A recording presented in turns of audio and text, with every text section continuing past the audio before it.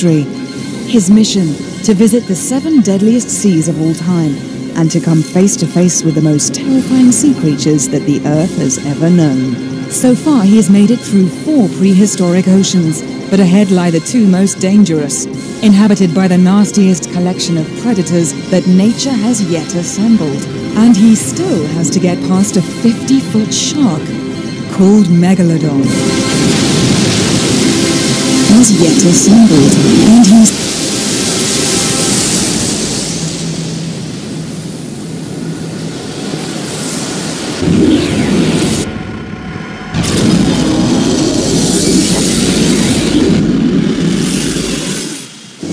You idiot! Don't move that chum bag till you can see the shark! Winch it up quick!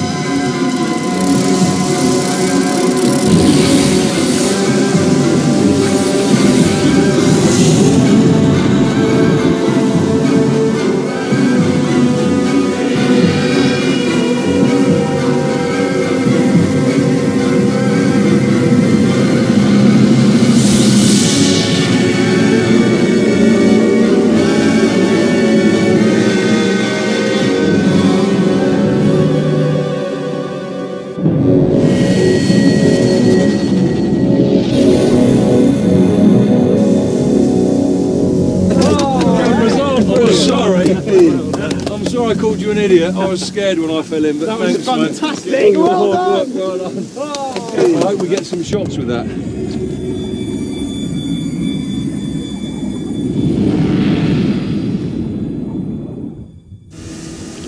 The camera was designed to break away from the shark and pop up to the surface. After a couple of days, we picked up the signal. There it is, look, just ahead of us.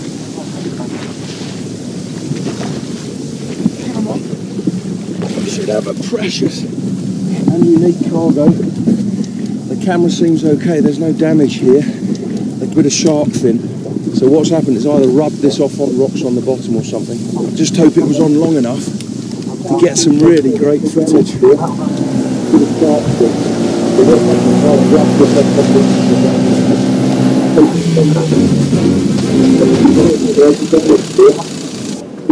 Look, we've got something.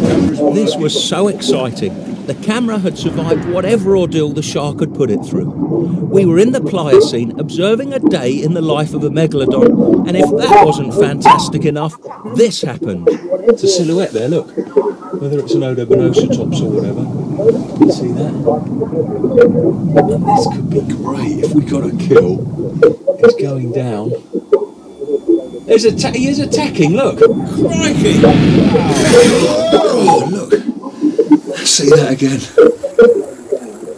The footage we got with the shark cam, it's better than I could have ever hoped. It is so unique. Just watch this. The shark, it's down below, there's a shape up there. It's not an Odobonosotops.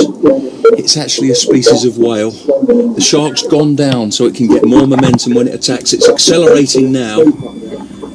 And the violence of this impact, look at that.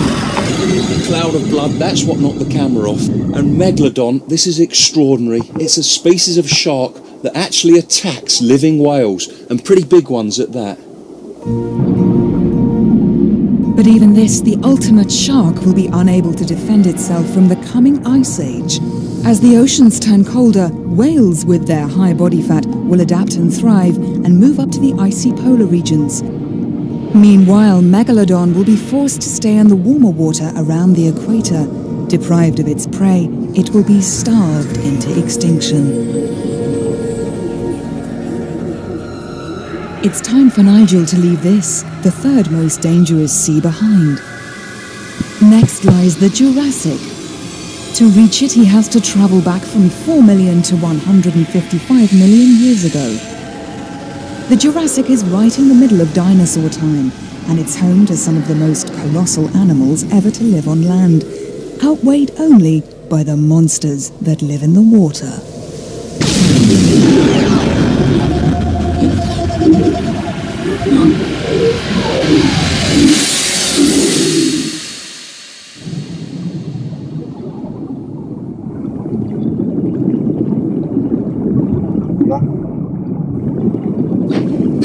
I've come to the Jurassic. Jurassic, because this is a land of monstrous creatures. On the land there are giant dinosaurs, and here in the water, well, look at that. That's a shoal of Leeds-ichthyes, and they are the biggest fish that have ever lived. As big as those fish are, there are predators nearly as large that attack them. And that's what I'm here for, to see some of the most massive marine reptiles that have ever lived.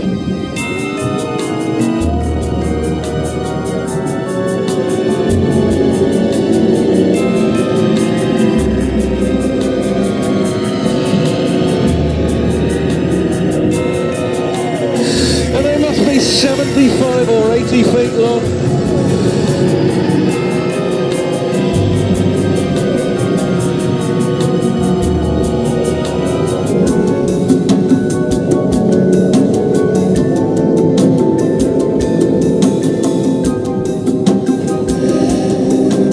Shoals of giants are sustained by the tiniest creatures that live in the sea. What they do is they filter out any tiny plankton, any small animals floating in the ocean.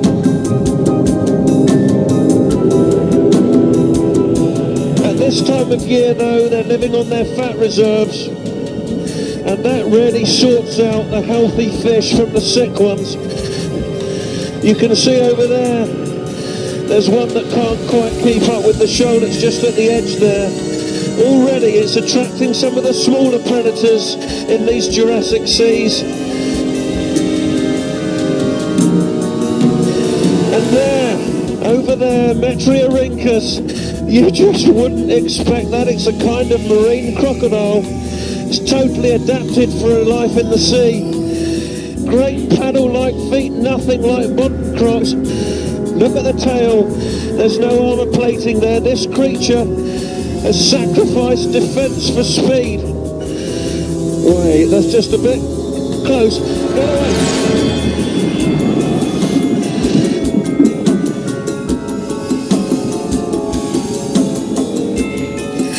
Look at that. Below me, it's a most bizarre shark called Hippodus.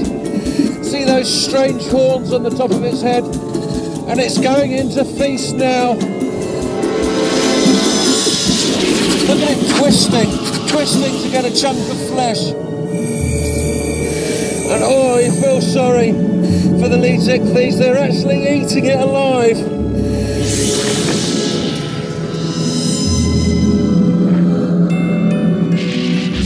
Pretty unnerving being here right next to the shoal. You've got to worry about sharks, marine crocodiles, and I haven't even seen the really massive reptile I've come here for. But I wouldn't have long to wait. No large predators on the first dive, but there's certainly potential prey. This is the injured Leeds-ichthyes that we saw. We're tracking it with an acoustic tracking device, sending sound into the water. It's bouncing back off the injured fish. Not moving very fast, but we need to move to starboard now. Okay, Captain. As we saw on the dive, the injured Leeds-ichthyes, it's already drawing in crocodiles and sharks. And before long, something much bigger, it's bound to come in.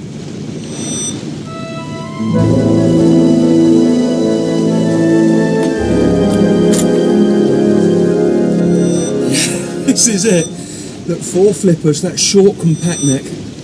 It's approaching the Leeds-ichthyes, it's nearly as big.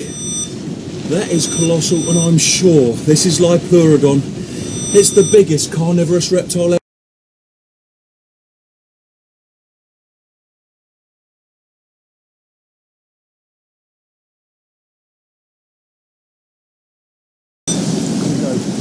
It's pretty deep. I'll go and look on the monitor, see if I can guide you. Move to the left a bit, mate. Just a bit further, a bit deeper. Just as I thought, it's a Liopleurodon. Look at those flippers. It's really had a go at the Leeds-ichthyes. It's not moving a fin. It must be dead now. We've scared it. It's disappearing into the murk, Pete. It's just fantastic. Well done, mate. Those Liopleurodon are awe-inspiring sea monsters, and it'd be such a thrill to see them under the water. But of course I'd need some protection, and the technicians and I have come up with this. This is a smell suit.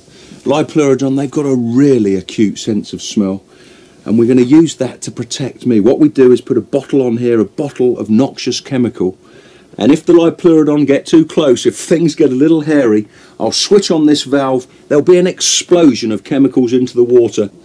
The chemical we're using is called putrescine. That's basically essence of rotting reptile flesh, and hopefully that will keep them away from me. So why did we decide on putrescine? Have a look at this. We did some field trials with young Liopleurodon in shallow water. We put the smell suit around a dummy, weighted it down, put it on the bottom, and you can see they're putting squid right in the suit. And that's to actually get the Liopleurodon excited, try to get a feeding frenzy, and see how they'll react to the smell suit. And now it was a matter of waiting. In the first experiment, inside the smell suit, there was a chemical deterrent that keeps sharks away. And we wanted It was to the see greatest empire the world has ever known. Unmatched in its brutality, its genius, its lust for power.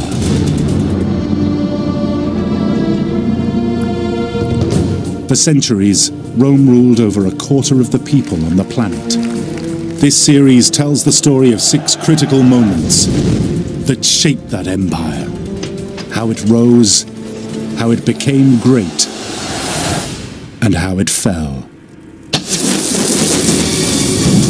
There are stories of great soldiers, huge battles, and doomed rebels.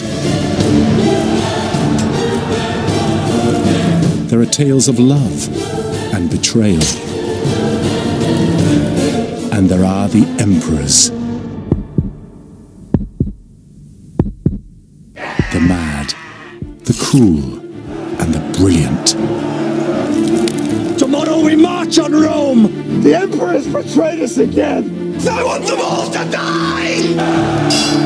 This is the 500-year story of the rise and fall of the civilization that shaped our own. And it starts with the most famous Roman of them all, Julius Caesar. Who will fight with me today? How he overthrew the government he served and brought revolution to Rome. Hunt them down! Hunt them down!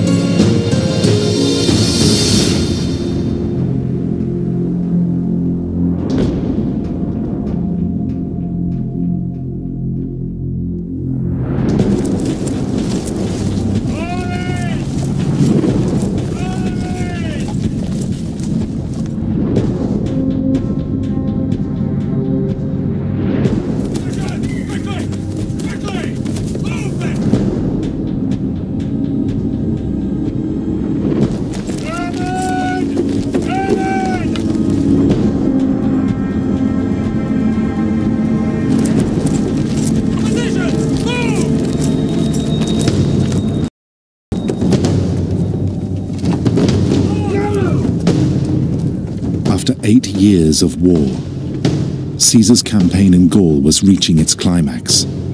His army had finally cornered the enemy at the town of Alesia. Victory was in sight.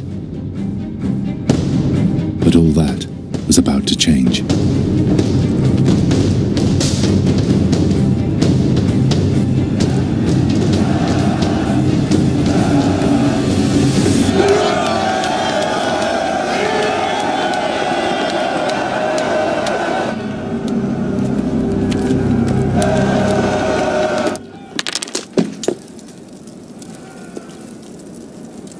What?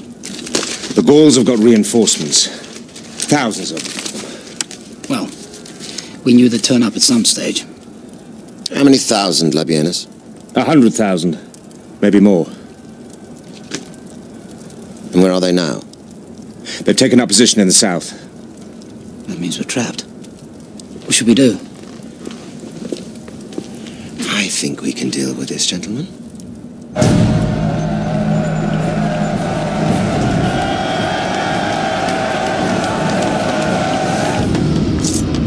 Stand to!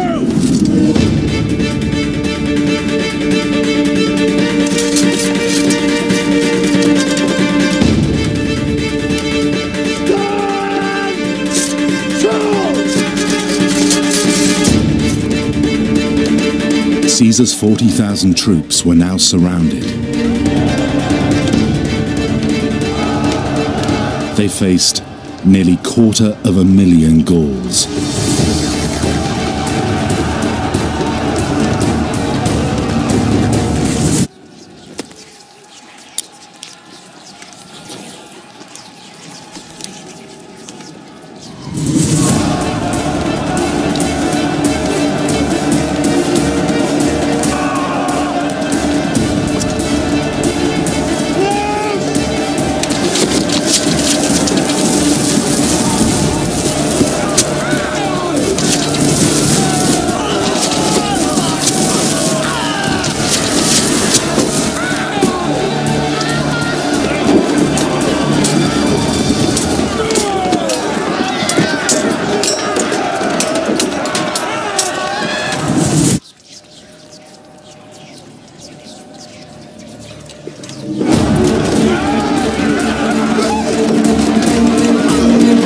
The Roman army was being pushed back.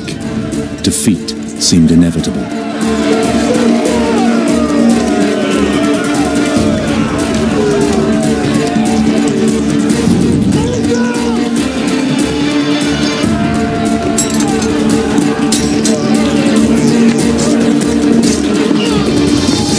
And then, just as all seemed lost, Cezar! Who will fight with me? Who will fight with me?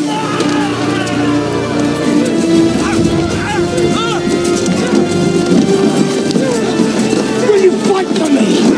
Will you fight for me?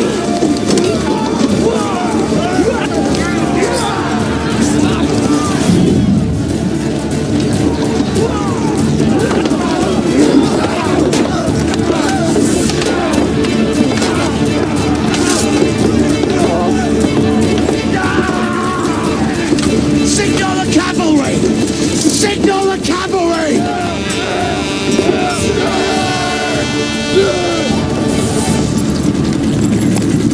this was Caesar's masterstroke, sending his cavalry round the back of the Gauls, trapping those who trapped him.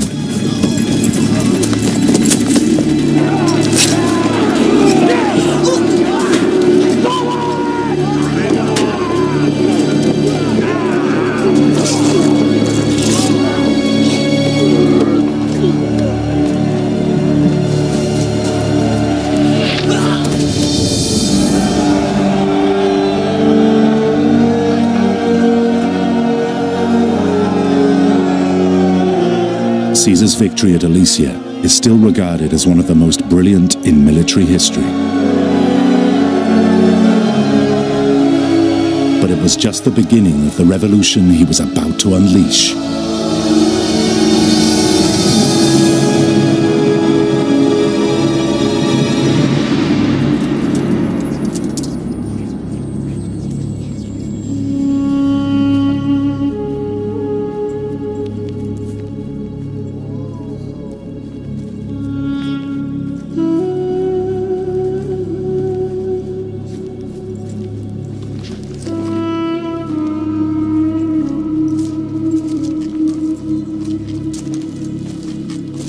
Cezar, you've done it. It's over.